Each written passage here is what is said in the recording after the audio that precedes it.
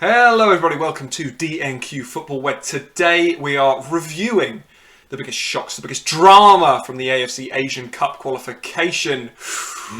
What a tournament. 11 teams of the 24 making it through to the tournament. Ryan, what do you make of this one?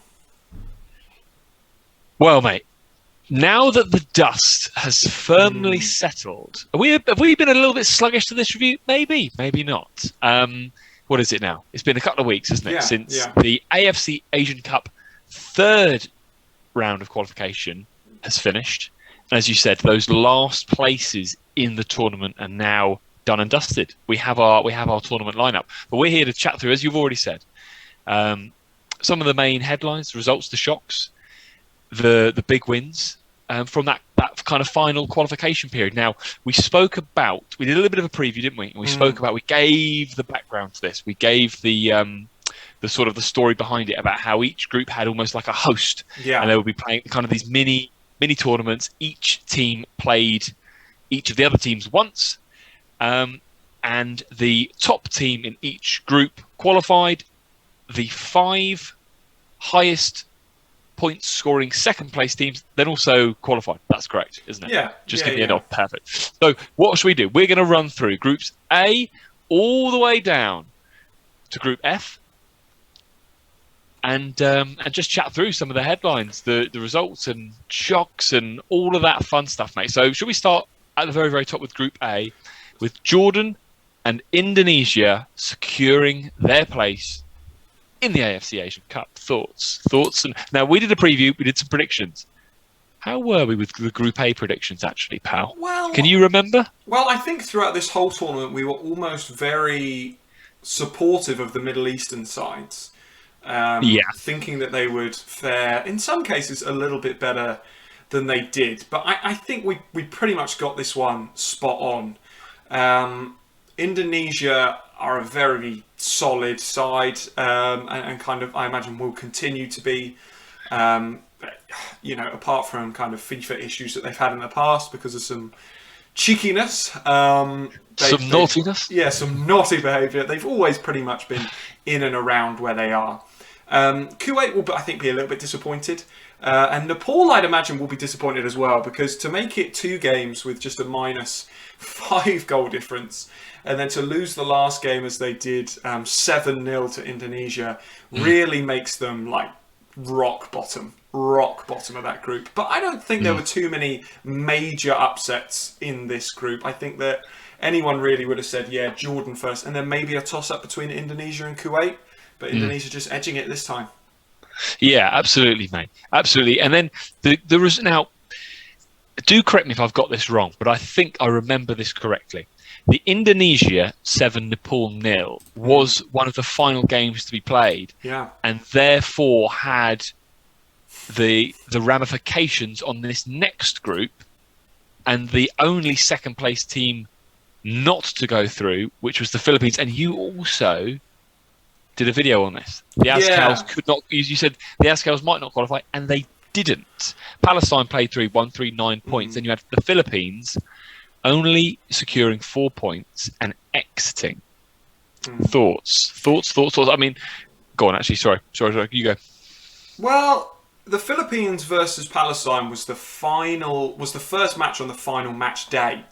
So they played first, and they were on 4 points, and it was a case of, look, they have to win because, they have to beat Palestine, because even 5 points was unlikely to be enough based on the fact that their draw with Yemen had, to that date, been the only draw in the whole competition. Yeah. So 4 points, another draw, 5, it was never really going to be enough. And I just looked at the fixtures and you looked at the sides. I think most groups, the teams already had 6 points. So only a win would be enough. And it was really Group A, like you say, that Indonesia were also on 3 points. It was just like, Indonesia are clearly going to win against Nepal, even though that result was kind of crazy. It would always be an Indonesia win. And I remember looking on Twitter, and kind of Azkal's Twitter as it is, just kind of in a bit of a, I don't want to say dreamland, just praying for a Nepal win. Praying for an upset on that, and it was never going to come, and it didn't. And like I say, I did the video on it. really, whilst Palestine were always going to win the group, and they did, and they battered it, didn't even concede a goal, brilliant, right? But we know that they're a really good side. Anyone who knows Minnow Nation football knows Palestine aren't really a Minnow Nation. Philippines, they are lucky to even have 4 points, to be honest, because Mongolia was so good in this tournament, and you kind of called Mongolia to be a bit of a surprise package. Because you said they host, you said they do well at home. Yes, mate, I know. Players. That was my my claim to fame off the preview, actually, because I said that whilst Mongolia are a minnow, because they were the host tournament, and it's in Ulaanbaatar. Typically, in World Cup qualifiers, they actually get results at home, and I was low-key proved right, mate. I was low-key proved right. Now, so. The Philippines only beat them last min, 93rd minute. Holtman goal. And then they got that win on the final day against Yemen, which was a great result. But they also only lost it was quite late that they lost to Palestine. Yeah, I mean, you look at it, and for Mongolia to play 3 games, score 2, concede 2, a goal difference of 0. A goal difference of 0 for one of, on paper, the worst teams in the tournament, done on FIFA World Rankings. Yeah. In one of the tougher groups, with both the Philippines and Palestine, and then you have Mongolia and Yemen as kind of the 2 sides that are always going to be down there. But for them to finish 3rd, only 1 point behind the Philippines, and if they'd have drawn with the Philippines, they would, of course, have finished above them. Yeah. Truly incredible. Lost only 1-0 to Palestine, only 1-0 to the Philippines, and then beat Yemen 2-0. An incredible turn up for the books a little bit in Group B, with Mongolia doing so well. Absolutely. Group C was a little bit more straightforward, wasn't it? Uzbeks won every game, and then Thailand won 2 and lost 1. The game that they lost was to the Uzbeks, and the 2 that they won were the teams against the 2 below them, the Maldives and Sri Lanka. Now, again, I think whilst it was a straightforward prediction, we kind of saw that group being split into 2, didn't we? With Uzbekistan and Thailand fighting out for those top spots, Maldives and Sri Lanka that were going to come 3rd and 4th. And Sri Lanka took, they didn't score, lost fairly comfortably in each of them, which was a little bit of a shame. And the Maldives, they shipped some goals, didn't they, in the other couple of games? Yeah. Which I don't know, I wasn't surprised at, but the fact that they ended up on the same goal difference as Sri Lanka, despite beating them.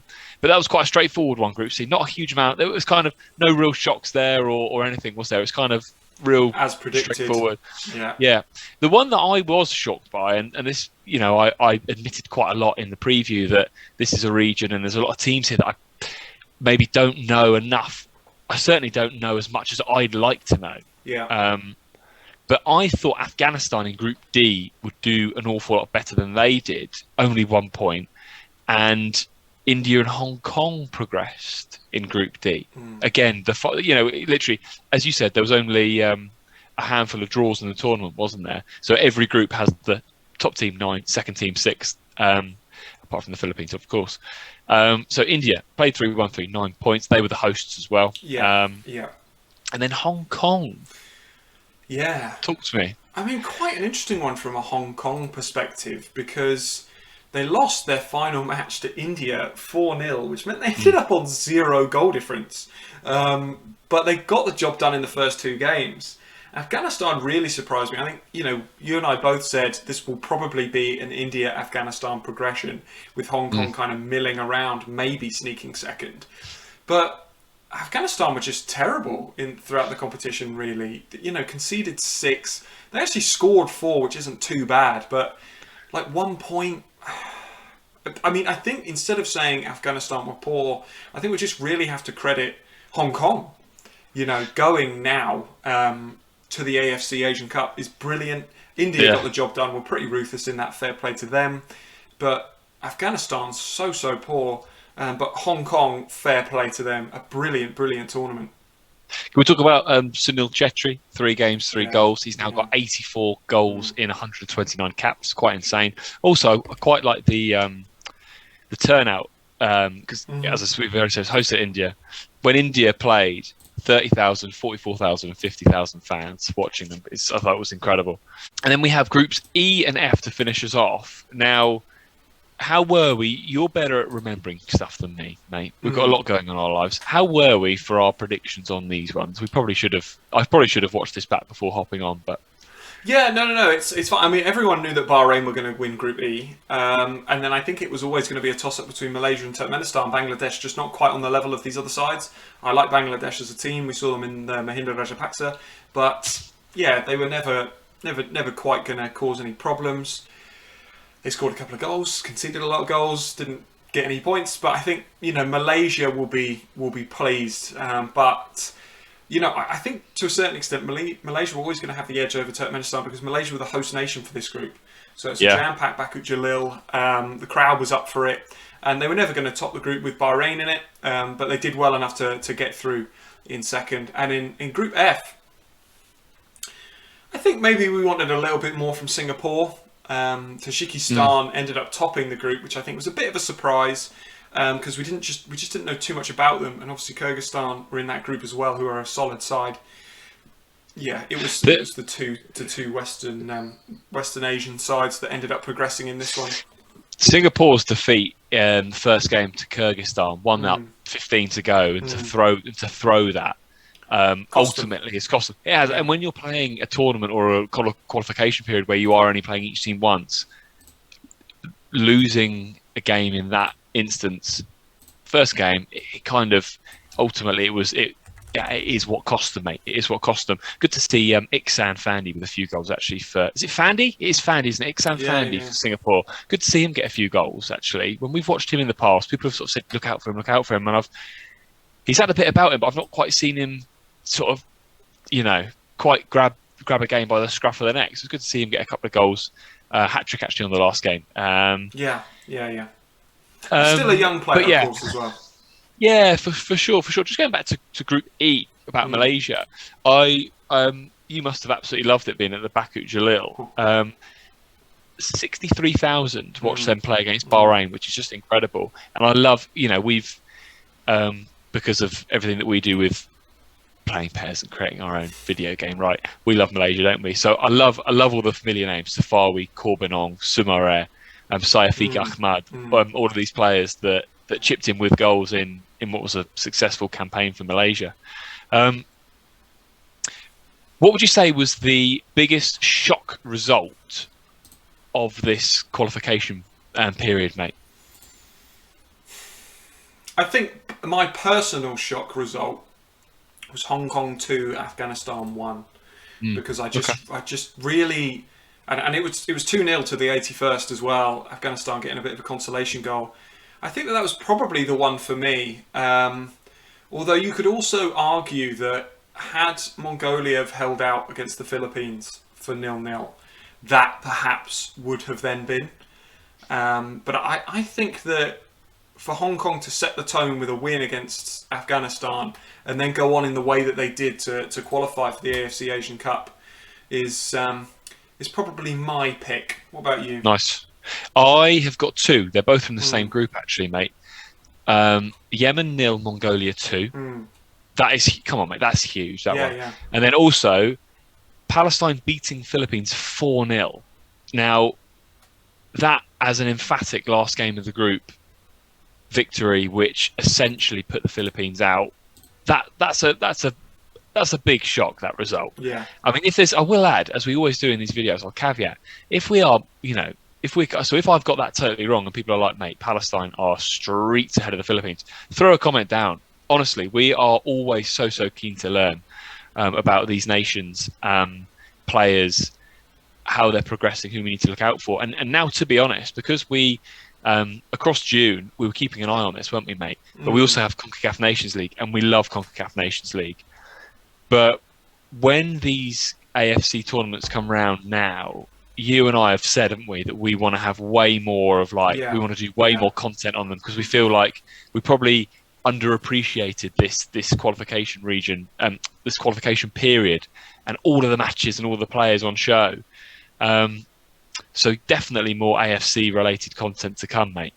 Absolutely, and if we haven't touched on it already, the next time we'll see these teams in the AFC Asian Cup is next summer. We have to wait until next summer, until the 16th of June to the 16th of July, where these 24 teams will go head to head.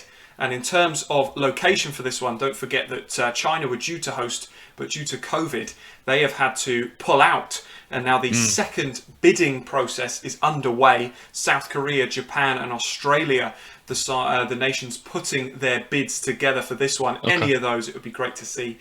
And I believe we may have an announcement in the coming days around that. When do we know, again, this is open for anyone to throw a comment down. When's the next time that we're going to see some AFC teams again? Are we having to wait until the AFC Asian Cup, or is there a more regional tournament that we can look out for? Is there any smaller qualification periods? Anything? We'll do some research separately. But yeah, if anyone's watching this and knows, chuck something down. I think, in the time that we've been doing this channel, we've had SAF Championships and AFF Suzuki Cup. Couple of other small ones maybe, but are there even more tournaments? Asia is such a big continent. There's so many sort of smaller subdivisions within it.